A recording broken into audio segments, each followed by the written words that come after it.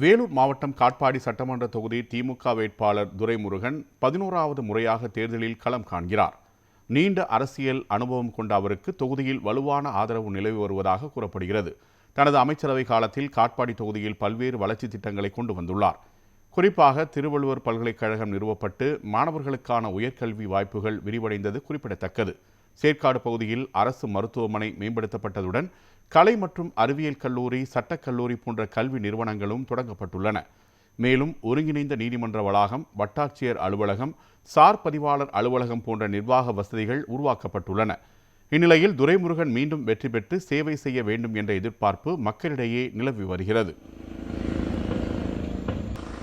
இந்த 2026 சட்டமன்ற தேர்தலில் காட்பாடி பகுதியை சேர்ந்த துரைமுருகன் அவர்கள் 11வது முறையாக இந்த தொகுதியில் போட்டிடுறாரு. அவர் இதுக்கு முன்னாடி இந்த தொகுதியில் போட்டியிடும் போதுதான் இந்த காட்பாடி பகுதி நிறைய வளர்ச்சி திட்டங்களை கொண்டு வந்துக்கிறாரு. குறிப்பாக சொல்லணும்னா இந்த காட்பாடி கவிஞ்சூர் பகுதியில் ஒரு சட்டக்கல்லூரியை கொண்டு வந்துக்கிறாரு. அந்த சட்டக்கல்லூரியை கொண்டு வந்ததுனால நிறைய படிக்கிற பசங்களுக்கு வாய்ப்பு கிடைச்சிருக்குது. அதனால அந்த காட்பாடி தொகுதி வளர்ச்சி பாதையை நோக்கி போயிருக்குது. ரெண்டாவது பார்த்தீங்கன்னா இந்த காட்பாடி கவிஞ்சூர் பகுதியில் ஒரு ஏரி ஒன்று இருந்துச்சு. அந்த ஏரி பார்த்தீங்கன்னா இதுக்கு முன்னாடி நிறைய முள்போதாரெலாம் இருந்துச்சு.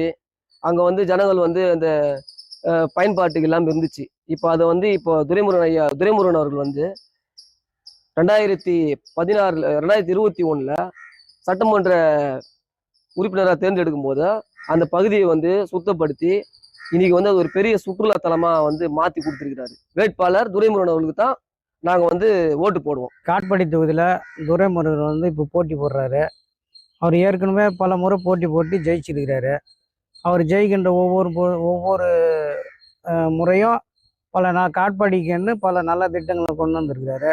குறிப்பாக சொல்லணும்னா இப்போ நடந்த எலெக்ஷனில் ஜெயிச்சு எங்கள் காட்பாடி தொகுதிக்கு மட்டும் காட்பாடியில் தாலுக்காவே கிடையாது. நாங்கள் குடியாத்துக்கு தான் போனோம் ஏதாவது சர்டிஃபிகேட் வாங்கினோம்னா.